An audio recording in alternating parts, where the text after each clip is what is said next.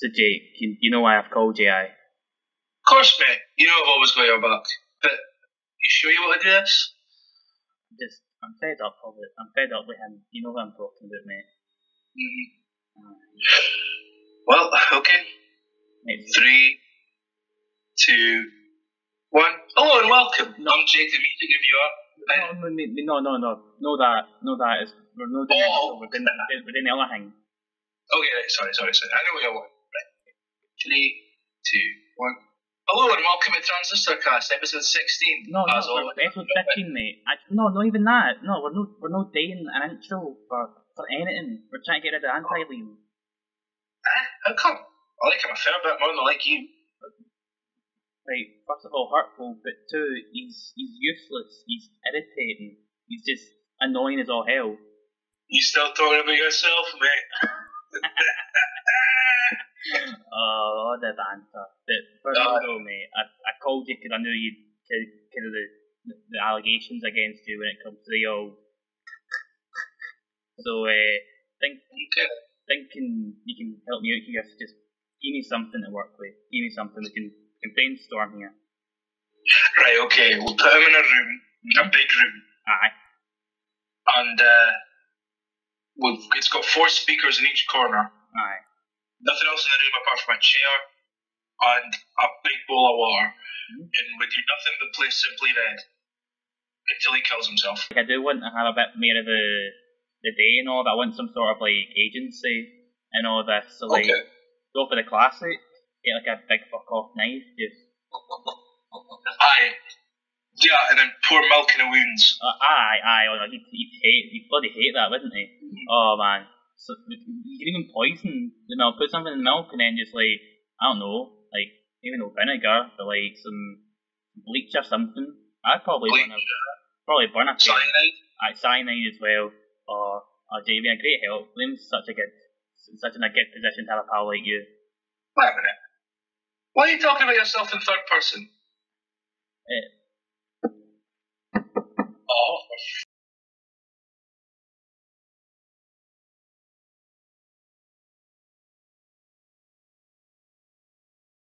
Just to help me. Catch you later on. Bye. Right, are you ready? Right. Man the camera. Okie dokie. Right, 3, 2, 1. Hello and welcome, I'm Liam the music reviewer, and today we're going to be doing a ranked video, which I promised a while ago. I haven't really made a proper discography ranking for a good few months now, and I apologise for that. But this has been sort of a passion project, I guess, in terms of I love the band Biffy Clyro, a Scottish rock trio consisting of Simon Neil, Ben and James Johnston, who just really got me into wanting to do music journalism in the first place.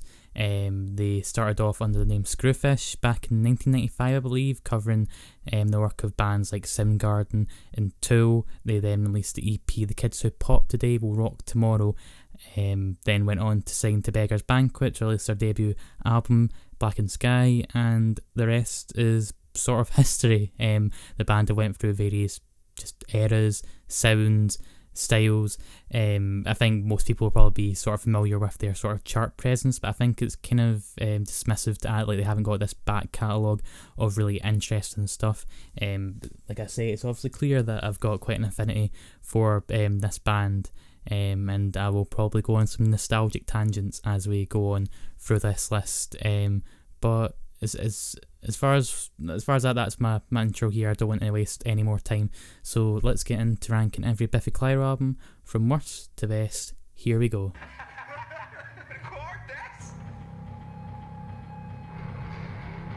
So I didn't know why he's trying to call me just now.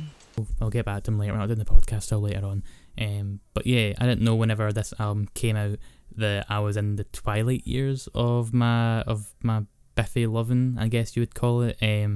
That's not to say that those days are behind me. I still like the band and love the band a great deal, especially some of the records, like why else would I be doing this video. But what I mean to say is it's pretty fortunate that I wasn't doing video reviews back whenever this record came out, because even though I was sort of competent when it came to reviewing music, I just did not have a critical bone in my body when it came to talking about any artist that I admired a great deal. I just wouldn't have been able to kind of like just kind of like get that sort of mindset on, because I can admit full-heartedly that I loved this record when it came out. But in hindsight, there is a few things that grate me a fair deal, and I'm sure that some people will agree with me. And I know there's a lot of people who prefer the cleaner sound on here, who prefer maybe how the ballads take up more of a chunk of it, that they were really amping up those successful elements of their work. And again, I'm not going to slate anyone for thinking that. Again, this is just my kind of personal ranking here. But when it came to the press circuit before this album came out, when you had Simon Neil bringing up names like he was saying Kanye West, he was saying that the new album's going to be inspired by Yeezus, or that it was going to be inspired by Death Grips, an industrial hip-hop outfit that I've already ranked before.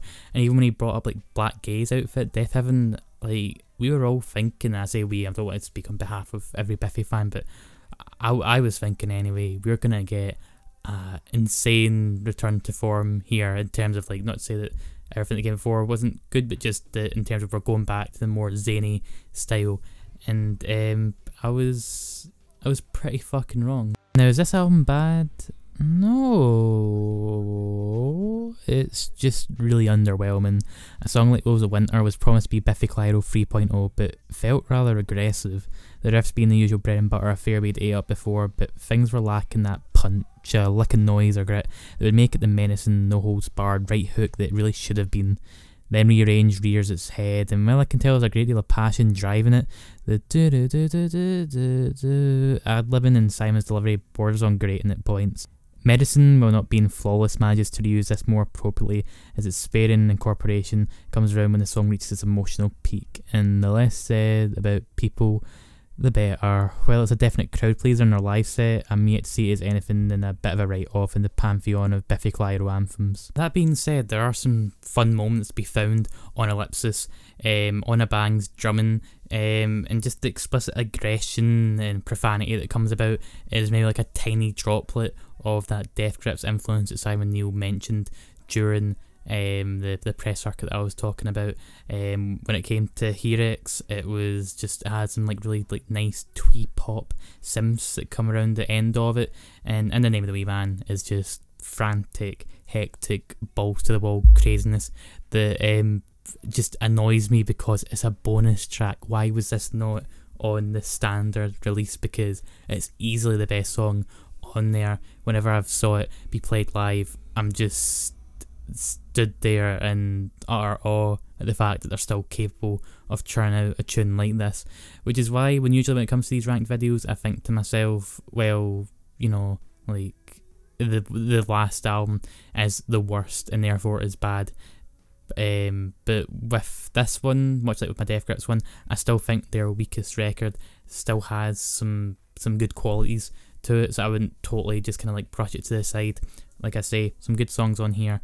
It's just that there is kind of a lot of bad that's kind of like weighing it out and basically just kind of like balances it into sort of a meh record. Drip, drip, drip, drip, drip, drip, drip.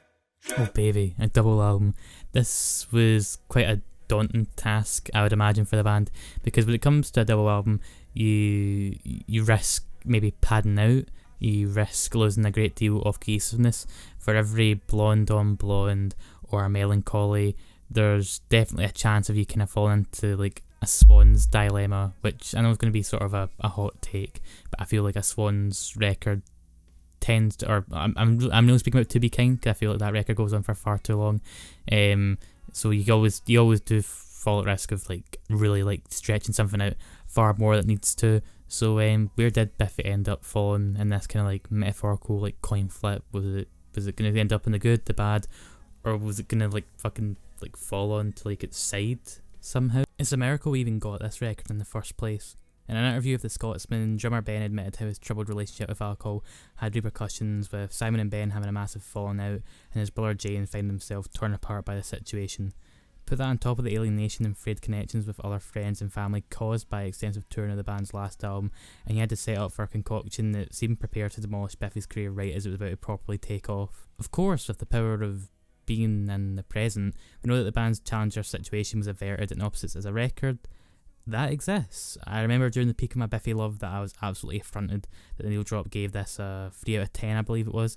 And while with a more critical mindset, I still find that a bit harsh. The album does suffer a bit.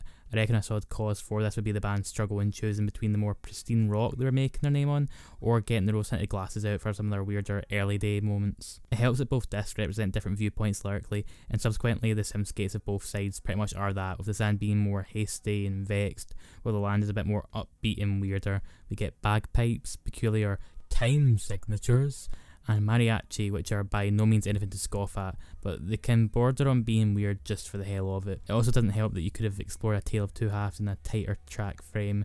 There's a stunner of a 10-track LP in here somewhere, but I feel like there's a bit too much filler going on here to really sing its praises too much. That being said, there's definitely enough highlights on here to venture a listen. Victory Over the Sun sees the band tinker with a formula that they've started off with early in their career and sort of like reform it a little bit. They definitely amp it up a fair bit to make a really satisfying song. It's just the perfect catalyst for whenever like a mosh pit or something comes about. Sounds like Balloons feels like a beefier puzzle cut and is just as anthemic as you'd expect with that sort of comparison.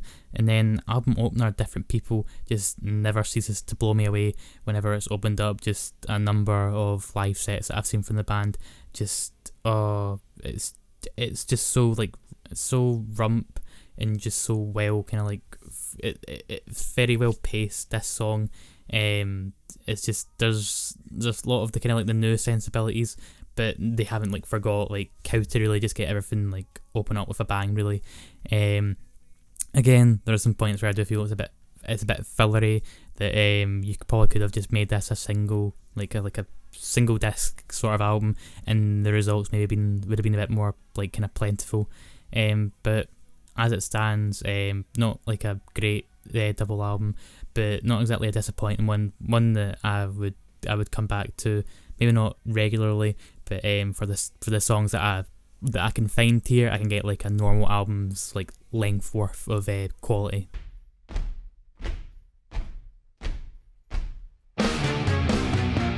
Now this. Now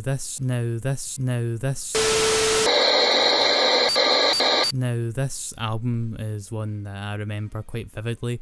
It's probably the first Biffy album that I have the most nostalgia for, because while it's not like the first Biffy album that I'd listened to, it was just the one that when it came to sort of like long car trips, when I went on sort of ventures out with like the youth club and that whenever I was younger, I must have been like in my early teens anyway. I had my iPod Nano. I still remember seeing the blue and red flags fill up my screen, like the tiny little screen on iPod Nano, just constantly like putting that on, because I didn't know how to work a computer back then. I didn't think we had a computer back then. Only had like the charger, and rarely would I be able to ever update my library, so Only Revolutions was one of the few albums I was stuck to listening to. And I don't say stuck in a negative sense, because yeah, that got me through a lot of trips. I have a lot of fond memories with a lot of the songs. But nostalgia trip aside here, why is this the position that it is on this list? Unlike the past two records where I feel there's some major flaws bringing them down, the issue with Only Revolutions comes down mainly to how it stacks up against the rest of Biffy's catalogue. Definitely feels a bit diluted from what we've had before. The orchestrated sections from Puzzle sparingly used and only reached the same heights in the first two tracks. Captain being another great Biffy opener with a triumphant inclusion of some brass, making it feel epic. Just feels a bit scatterbrained, and while that's never been to the band's detriment before, the sound they're going for in this chapter of their career can feel a bit aimless without some lyrical bow to keep things all neatly together. That being said, there's a bunch of material that's frothing from the sides with quality. Bubbles bringing in none other than Josh Homme of Queens of the Stone Age fame to turn the pop rockiness of Bubbles into a full-on free-for-all assault of the senses in the best possible way as it comes to an end. Then there's Boom Blast and Room, which incorporates some random diegetic production that I've always found pretty nifty. We've also got Mountains and Many of Horror, two songs that I feel get pinpointed by some bitter old heads as the moment the band sold out. But from Mountains, time signature of 15:16 to the piano frenzy-fueled chorus to the deeply passionate lyricism of Simon is pretty much power pop perfection from the Scottish trio. The way it manages to make something as petty, as small as an argument into this mammoth battle without verging on being melodramatic is something worth applauding. Many of horror is undeniably a lot more straightforward, but if it hadn't been for Matt Carroll's cover on The X Factor, I don't feel like these nostalgic fans would use it as a fodder they do now, as both before and after that instant I thought it was an enjoyable wee song. I'm sure I won't be alone in saying when I say that my preference when it comes to Only Revolutions and the B-side compilation Lonely Revolutions, which was the cuts from that session, I do kind of prefer Lonely Revolutions. I feel like they fully embrace some absurd elements. It's just a hell of a lot of fun, and obviously that's not to say that Lonely Revolutions isn't any fun, but I just think that, yeah, that's their strongest B-sides collection. And it's just, I know I've not included any other B-side compilations just now, because if I was, this video will be going on far longer than it needs to, so sorry about that. That being said, it can be comfortably declared that Only Revolutions is kind of good. While maybe in the Biffy Clyro universe it might falter when you compare it to other records. That being said, that stands for like a lot of artists' discographies. You can't always kind of like just say it's not good because it's not as good as this other album on its own qualities. I think that they managed to reach those highs. They definitely are going in a different direction. I think this is maybe the record where a lot of old head Biffy fans started to fall off a little bit. For me, I don't think there's any devastating lows. I just don't think there is many like really high peak points, if that makes sense. So a good album. I think maybe the band could have pushed themselves a bit more. Kind of surprising me that some of the B-sides didn't make their way on here. Would have definitely been a lot more pleasing, but that's just my opinion on a record that came out almost a decade ago, so what does it matter?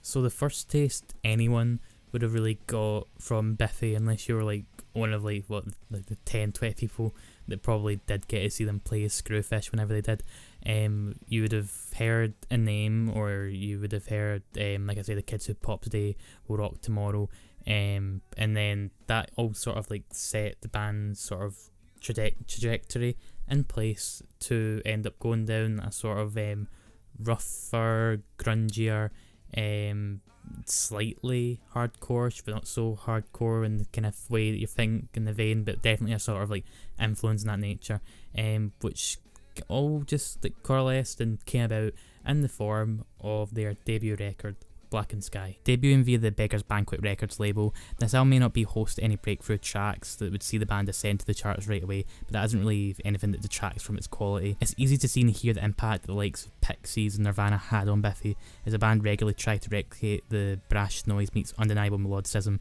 that helped those two acts make their way into the cultural zeitgeist.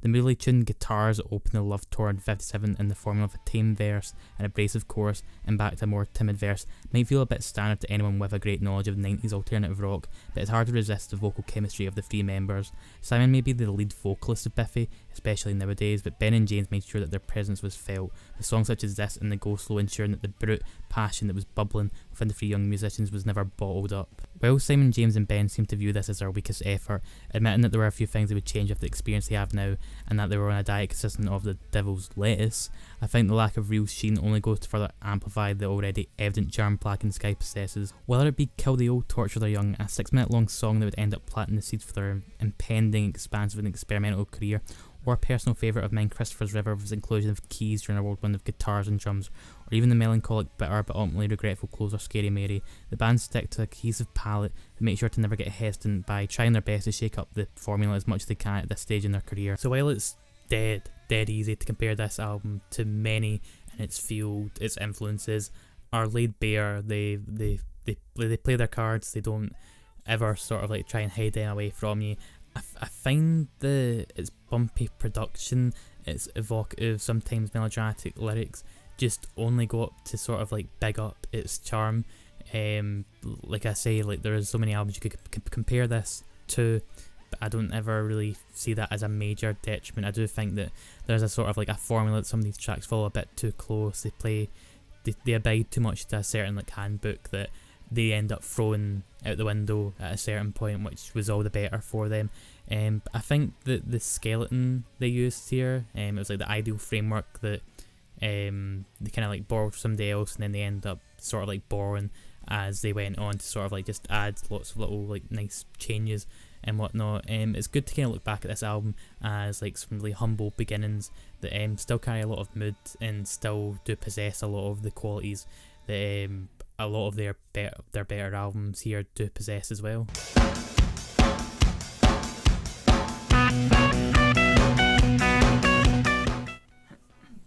Nah, I'm good.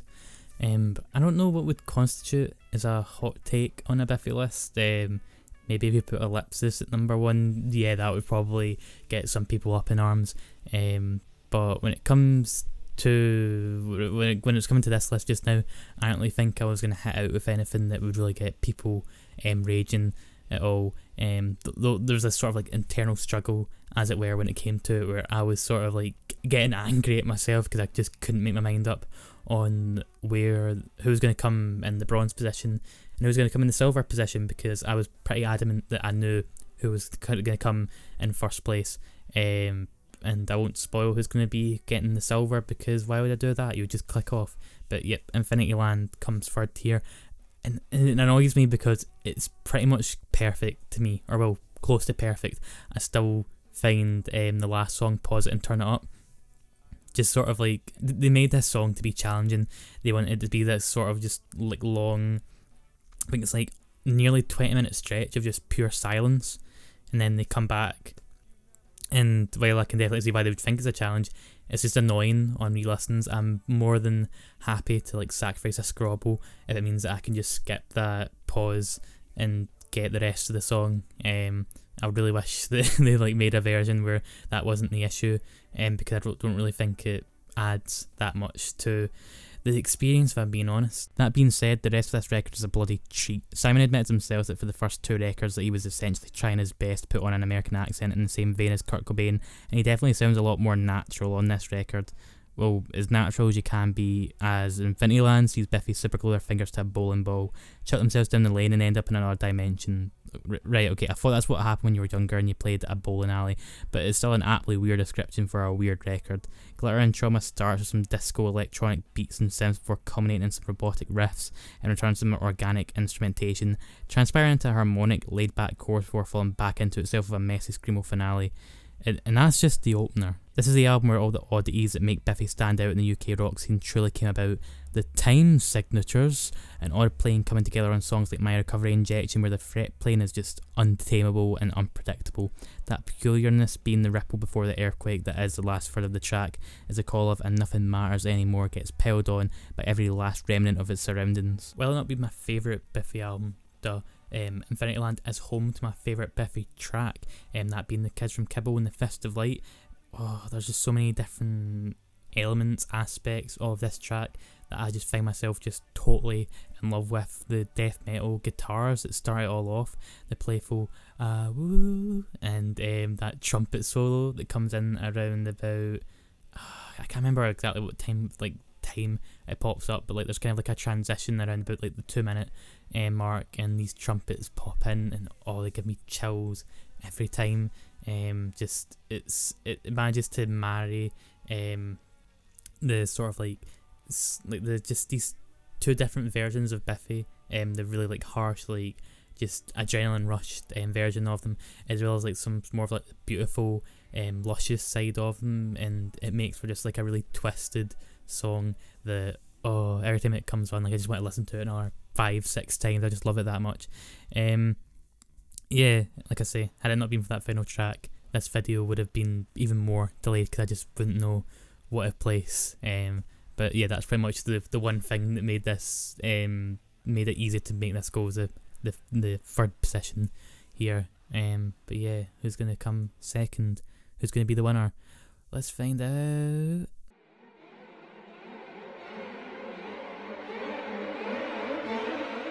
So Puzzle, the album that marked the transition of weird prog rock Biffy to the more conventional, though equally as entrancing Biffy.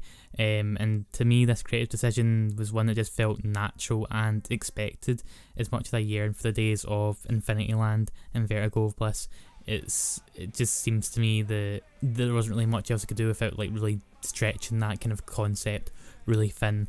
And with the of the lyrics that the lyrics and the themes that they explore on this album, it would have been just not a natural fit at all to keep up with the frantic, the big behemoth sort of like sounds that are just crazy and really do catch your attention. The lyrics have to be the attention of this album. It's easily their most important record to date. So yeah, I think that while some people would maybe complain that they went a lot more straightforward here, and I'm not going to complain. I think that it's pretty much the perfect sort of kind of palette, perfect sort of structure in mind for what's going to be contained within. Gone are the odd time signatures. Enter your usual alt-rock flair, which sounds like I'm being pessimistic, but that's where you're wrong. Sure, a song like A Whole Child Ago has become like In-Betweener's core, but god damn it if it isn't the best attempt at an indie rock track from the band. And when it comes to a plethora of songs on here, Biffy ensure that what they have hits with the relevant oomph.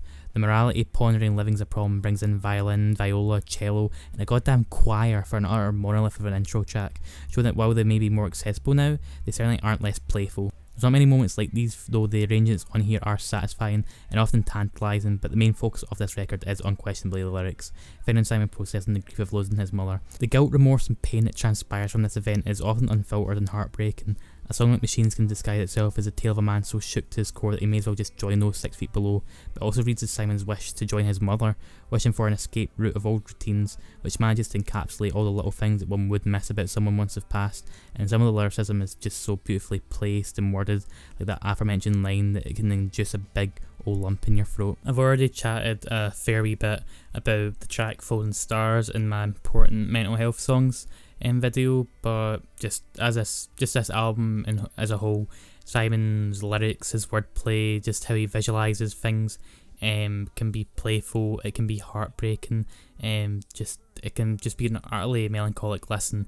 As I put at the start of this little segment, I did say that it was probably their most important record. It's without a doubt their most personal record, and yeah, it just, the way that it goes in, it's kind of like the feeling I get is like of like resonance, just despair, but there's also like a glimmer of hope, which I can see a lot of people latching onto this record during any sort of like a miserable point in their lives. I definitely affiliate this album a lot with the death of my gran, so it's one of those things that I think there's a lot of there's like a relatability factor here, but you can, it's undeniable just how the band managed to capture this sound in the way that they do.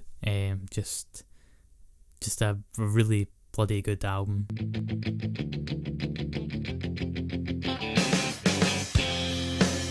Well, it's here. We've got our number 1 Biffy album, and it is another entry in the 10 out of 10 league, as it were.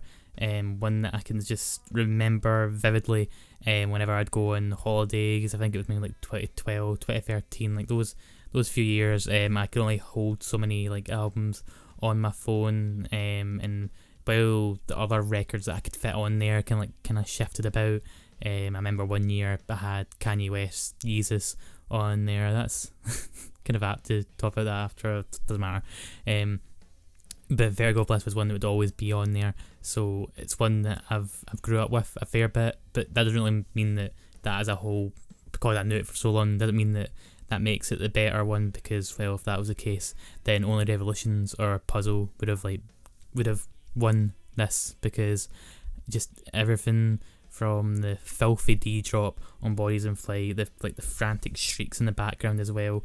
Just Vertigo of Bliss makes it kind of obvious that this isn't going to be a really conventional prog rock release. It's going to be one that sort of just channels its sort of inner child It just doesn't hold back on its creativity, and I respect it so much for that, and I have so much fun with it because of that. It's peculiar that this is the record that Biffy decided to follow up Blackened Sky with, as are different beasts entirely. The band opted to bring in some more string instruments that would ultimately plant the seed for the orchestra fetish that they embrace on later ventures.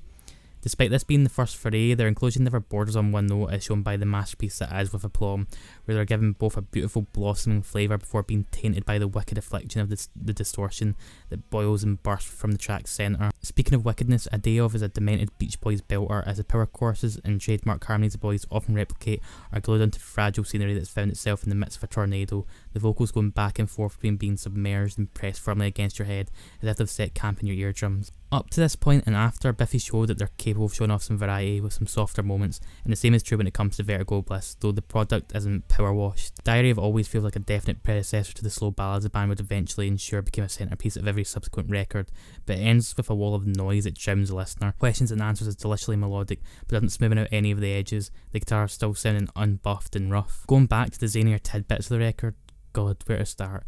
Toys Toys Toys feels like it's going to be a pretty straightforward track, but little do you know the path it's leading you down, the distortion being meticulously amped up before the boys let loose, shouting their lungs out before returning to a more menacing refrain of what's come before. Liberate the Illiterate paces itself masterfully and definitely ranks highly amongst my favourite Biffy tracks, reaching its halfway point and leaking out of every orifice as a drawn out conclusion results in delightful contrast with rambunctious production pairing up with some delicately delivered singing. This beautiful, beautiful record finishes on the track Now the Action Is On Fire, an 8-minute long song that just never seems to fizzle out. It's like a cartoon bomb with like the longest fuse imaginable, and just for every second it's doing something just kind of like keep you on your toes, just like you're just totally just sort of mesmerised by it. Oh god, what bits am I able to like think about just now?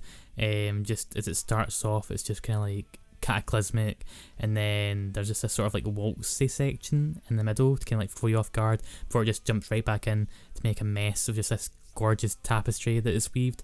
Just like I say, Biffy made me want to get into music journalism because it just made me feel so many things and made me want to do something revolving around it, and this album kind of like cemented that for me. And there's a lot of records that people have nostalgia for, and I don't think that's a bad thing.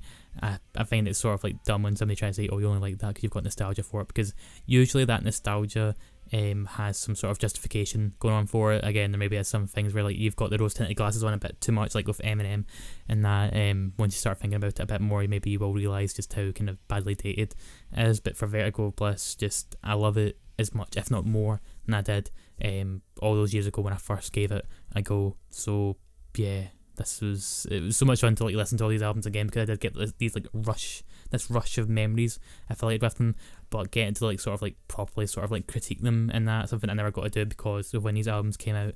It was definitely like an entertaining thing to do, and it was a lot of fun to make this video. Yeah, so we're all done here. Biffy are apparently hard at work on both a film soundtrack as well as their 8th full-length LP. And while I was a little bit disappointed by Ellipsis, I'm still very kind of just interested in seeing what feedback they end up taking on board here, because obviously some people are very vocal about sort of their disdain for certain aspects of that record, so maybe they'll go back to being a lot more freeform and just kind of wacky, or maybe they'll just keep doing the same thing. But either way, I'll be listening to it, I'll be reviewing it, and I'll still just sort of be on board to see what they end up doing, because even if I'm not as invested in this chapter of their career, I don't reckon they're gonna like totally bomb and disappoint me. I don't reckon that's gonna. I don't think that's really happened with any band that I've talked about in this series, bar maybe Weezer, and even they managed to make their way back before then letting me down. But yeah, this has been Biffy Clyro, every album ranked from worst to best. Thank you for watching, and as always, stay safe and stay hydrated. No. Oh Jake, how you doing? I was just about to message you to see about you getting involved in this video. Oh, wait a second, you're muted. Here we go. What were you saying? Oh, fuck. Look, I know you've milked me dry on my creativity for years, right? But Artie Liam's gonna kill you. He was just telling me about it right now. Right, we've had our differences, mate, but just, you don't need to do this.